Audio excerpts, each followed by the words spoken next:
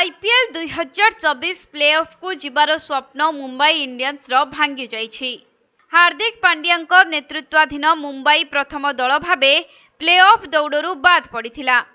तेबे टूर्नामेंट आरंभरू मुंबई रोहित शर्मा को हटाई पांड्या को कमांड देबा परे क्रिकेट पंडित माने विपर्जयर आशंका करि सारिथिले।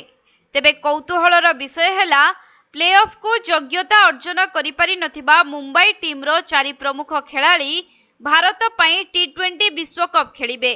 अधिनायक रोहित शर्मा, उप अधिनायक हार्दिक पांड्या, सूर्य कुमार यादव एवं जसप्रीत बुमरा।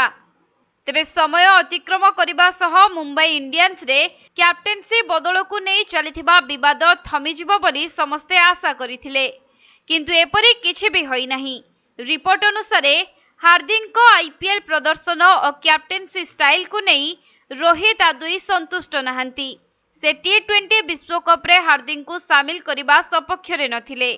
रोहित शर्मा सह मुख्य चयनकर्ता अजित अगरकर मध्य हार्दिक पांड्या को टीम इंडिया रो 15 जणिया स्क्वाड रे सामिल करने को चाहुनथिले।